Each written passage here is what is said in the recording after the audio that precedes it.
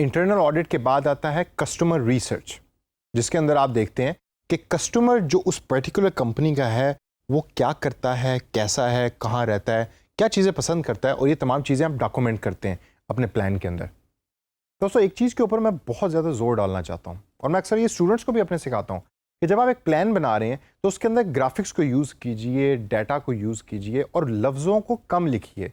No one wants to read in this digital era.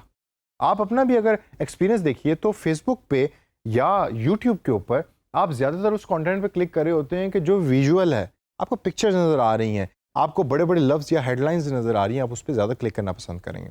इसी तरीके से कस्टमर रिसर्च का भी जो पोर्शन आपके डिजिटल मार्केटिंग प्लान का हिस्सा है, उसमें लफ्ज़ों का कम इस्तेमाल कीजिए।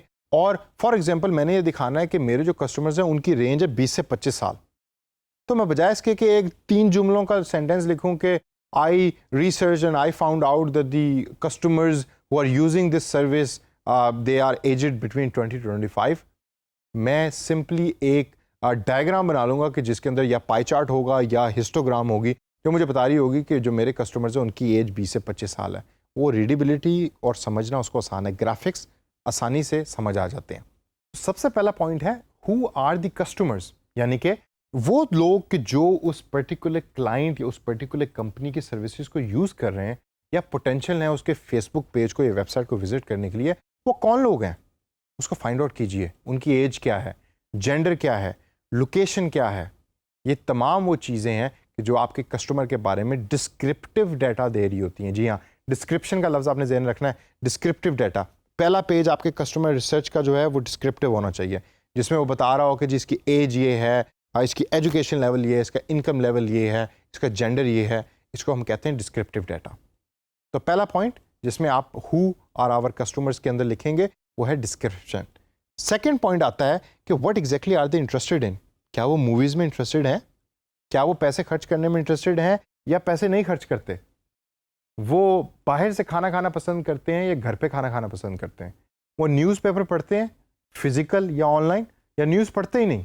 हम में से काफ़ी ऐसे लोग हैं कि जिनको न्यूज़ पढ़ने का शौक़ ही नहीं, किताबें पढ़ने का शौक़ नहीं। आप देखिए अपने इर्द गिर्द लोगों को, वो प्रेफर ये करते हैं कि बस हम फेसबुक पे जाएं और फेसबुक पे जाकर इंफॉर्मेशन को सर्च कर लें, दे डोंट रीड इट।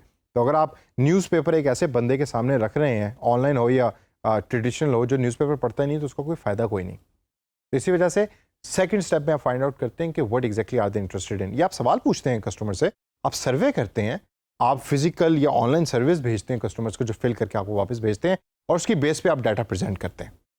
तीसरे नंबर पे आता है what exactly are they doing, या what are they doing online. जी हाँ, वो ऑनलाइन क्या कर रहे हैं, शॉपिंग करते हैं ऑनलाइन, एंटरटेनमेंट देखते हैं, वीडियोस वॉच करते हैं, कंटेंट को शेयर करते हैं, एजुकेशन पर्पसेस के लिए यूज़ करते हैं। ये तमाम चीज़ें आप अपने कस्टमर को पूछते हैं सर्वे के अंदर, और फिर आप उसको बताते हैं अपने क्लाइंट को कि आपको जो कस्टमर है जो इस एज ग्रुप से बिलोंग करता है, जो भी इसके डायनामिक्स हैं, वो ऑनलाइन ये चीज़ें कर रहा है। और लास्ट के अंदर आता है कि what are their sentiments specific about you, वो जो सेंटिमेंट्स हैं आपके पर्टिकुलर ब्रांड के लिए उनके क्या हैं, वो खुश होते हैं या वो नाराज़ होते हैं। ये ज़्यादातर चीज़ें आप लोगों के कमेंट्स पढ़ के देख सकते हैं, या आप लोगों से डायरेक्ट सवाल भी पूछ सकते हैं कि ये जो ब्रांड है, ये जो वेबसाइट है, ये जो फेसबुक पेज है, उसकी वो आपको क्या फीलिंग देता है। आपको खुशी की फीलिंग आती है, एक्साइटमेंट की फीलिंग आती है, नाराज़गी की फीलिंग आती है, उसको हम सेंटिमेंट्स कहते हैं। और लास्ट के अंदर दोस्तों है स्पेसिफिक क्वेश्चंस का पूछना।